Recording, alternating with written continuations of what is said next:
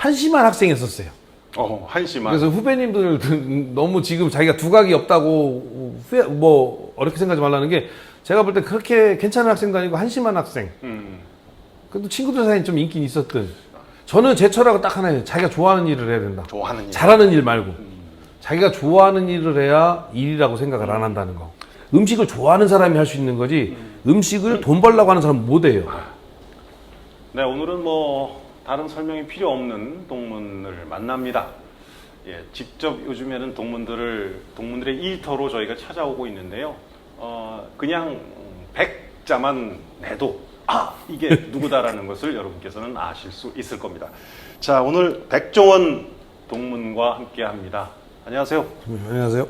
다른 설명이 필요 없다고 제가 말씀드렸는데 마음에 드세요? 부담스러운데요?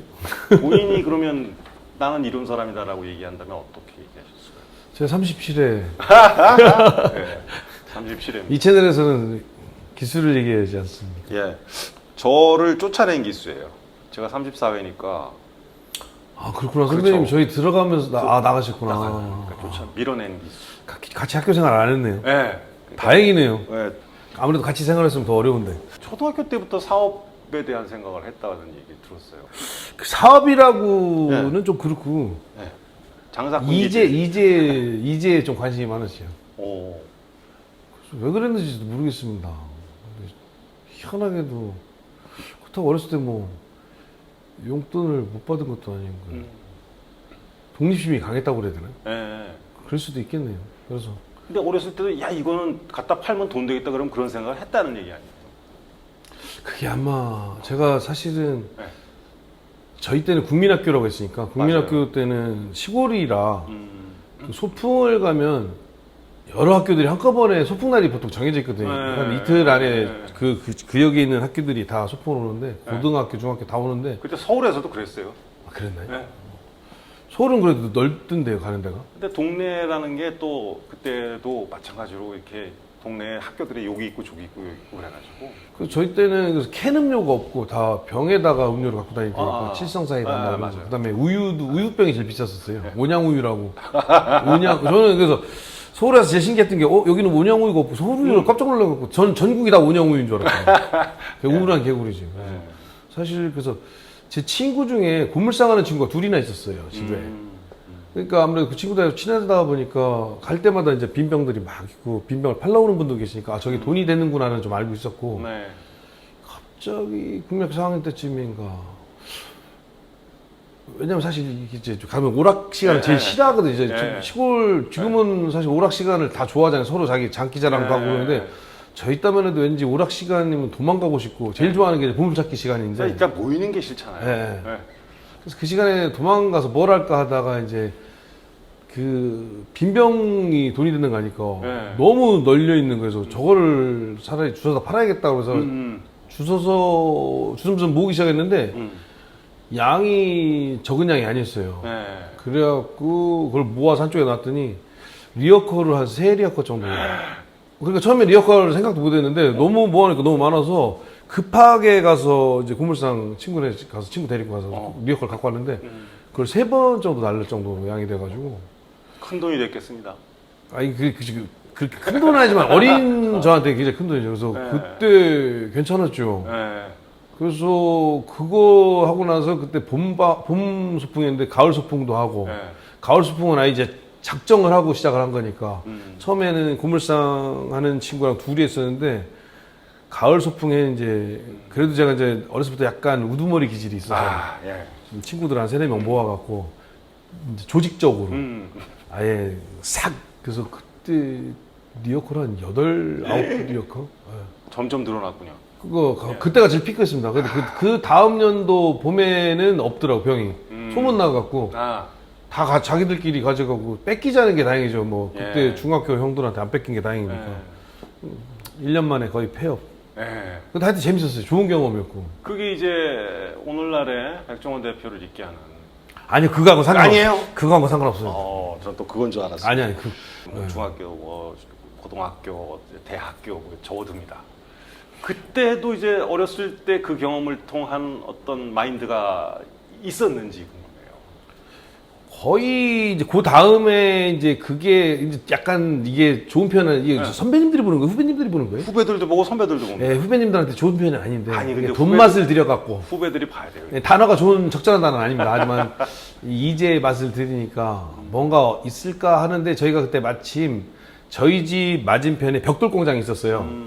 근데 벽돌 공장에 벽돌을 기계로 찍어내면 그걸 팔레트라고 그래요. 팔레트도 들기 편하게 네. 150장 단위인가 저도 개수 생각나는데 그걸 쌓아놓는 게 일이었었어요.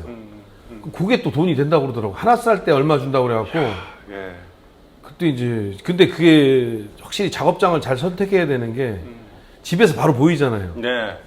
근데 이거 이제 어머니한테 걸린 거지. 어머니가 보니까 학교 끝나고 거기 가서 벽돌을 쌓고 있으니까 속된 말로 먼지나게 맞았죠. 근데 그때 짭짤했었죠. 예. 벽돌 쌓기로. 그게까지 다고 그 다음부터는 사실 이제하고는 좀 멀었었죠. 그래서 네. 중학교 그러면서 제가 이제 중학교 3학년 때 서울로 전학 오고 방배중학교 나오고 그다음에 서울고등학교 나오고 고등학교 때까지는 사실 돈 버는 데는 뭐 그렇게 관심은 좀 있었는데 노는데 아시겠지만 노는 게 네. 더 재밌으니까 서울 와서 저는 되게 신기했던 게 시골 출신이다 보니까 지금은 그렇지만 버스 정류장 앞에마다 다 선배님 아시겠지만 뭐 어느 몇 번에 어디 정류장 앞에는 호떡이 맛있고 예. 어느 정류장 앞에는 오징어 튀김 잘하고 튀김 예, 이게 이제 너무 신기한 거고 그 다음에 제일 신기했던 건 신당동 갔는데 온통 골목이 다 떡볶이 골목인 거예요. 그 DJ도 있고. 음식에 대한 어떤 감 같은 것을 그럼 그때 알게 된 건지. 음식에 대한 감은 사실 없었고 먹는 걸 좋아했고 밝히는 정도죠. 그러니까 그때 다 밝히잖아요. 아니 제가 유달리 많이 밝혔습니다. 네. 그러니까 촌놈이 서울 올라와서 정거장마다 내려서 이것저것 다 먹어볼 정도고, 그러니까 계속 이제 길 잊어버릴까봐 계속 반포 쪽에 살았었는데 계속 이제 예. 반경을 서서히 버스 노선 타서 서서 넓히다가 이제 그렇죠. 신당동까지 넓어진 거니까 굉장히 넓혀진 거죠. 예. 어마어마했죠. 그래서 정류장 모든 정류장에 사실 지금 생각하면 책을 써서 됐을 뻔했을 거예요. 모든 몇 번 정류장에 뭐가 맛있고 얼마고 튀김 얼마고 뭘 잘한다 뭐 이런 거.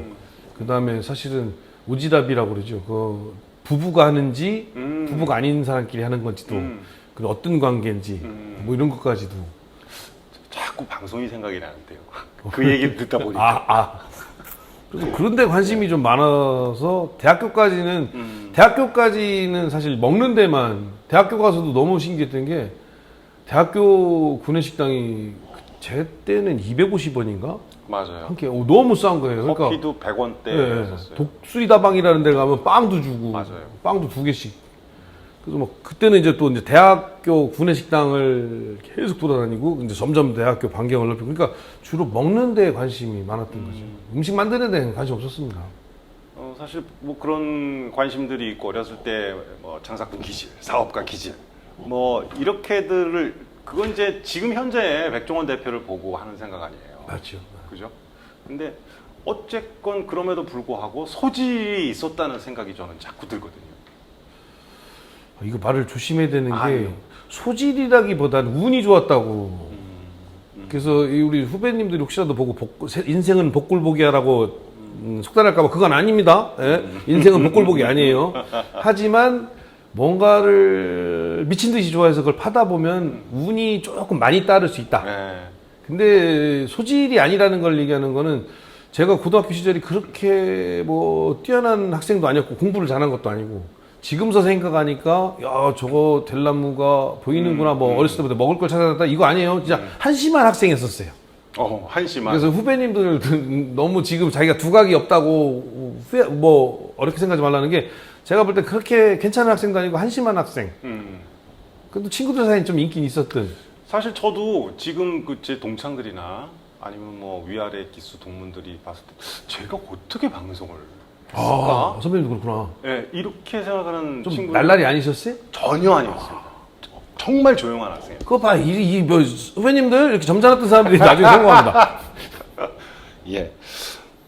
조금 안 좋은 얘기일까요, 이게? 안 좋은 얘기는 안 하면 안 될까요?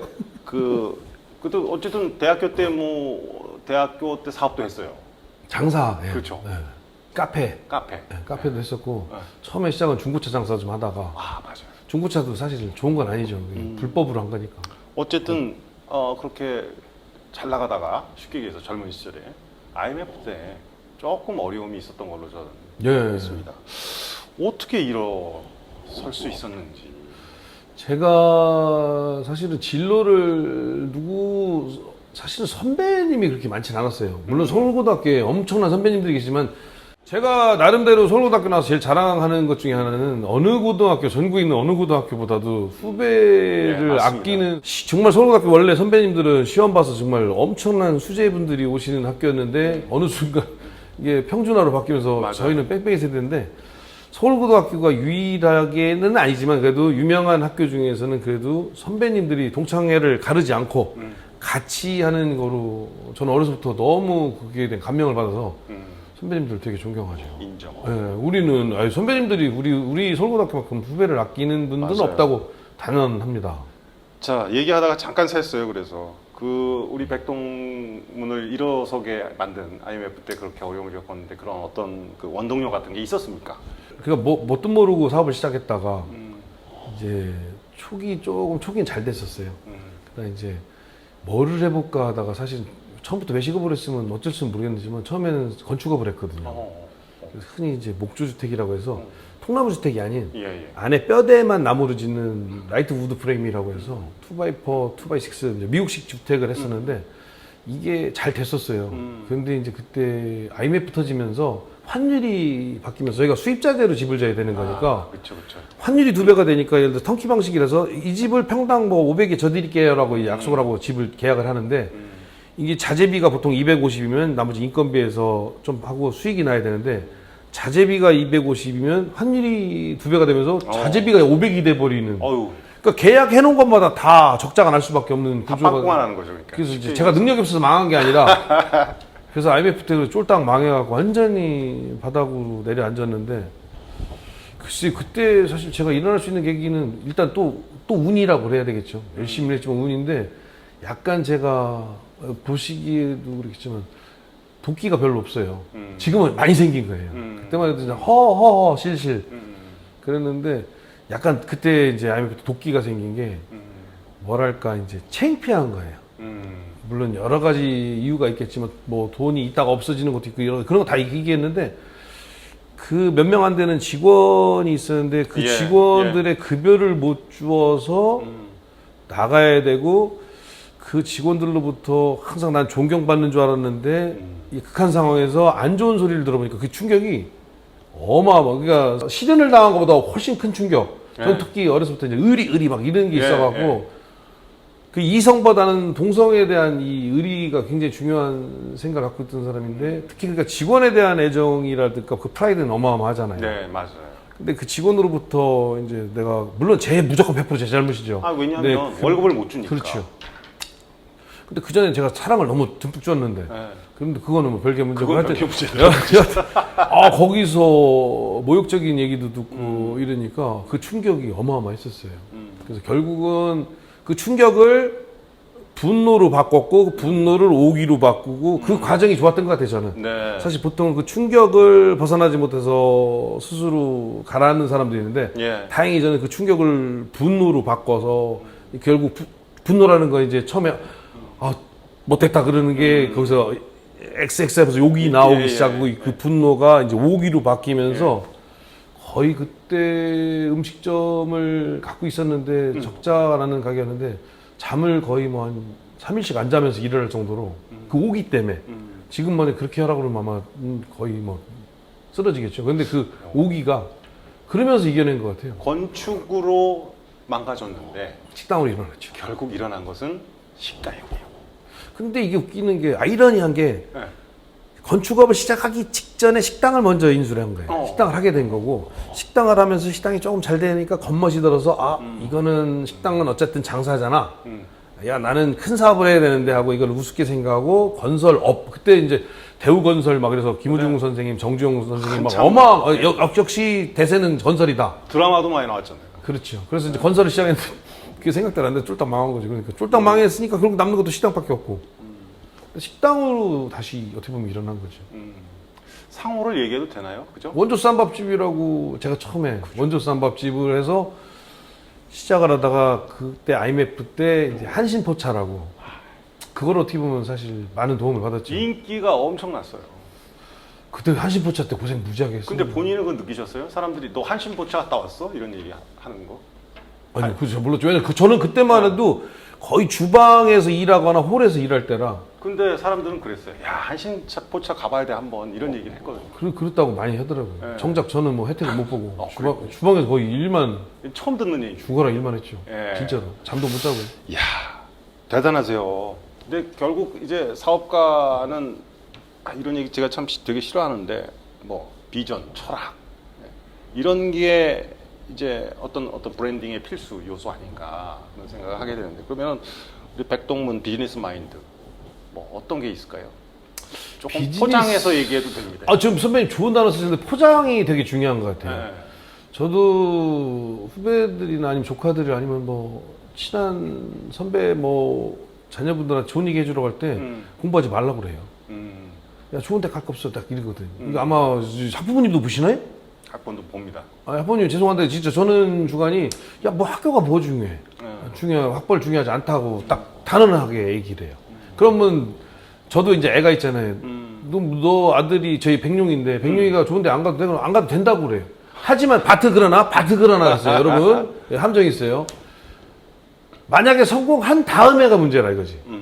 성공이라는 거는 내가 원하는 걸 이룬 거지 뭐 사회적으로 대단한 사람이 안 돼도 내가 뭔가를 이뤘어.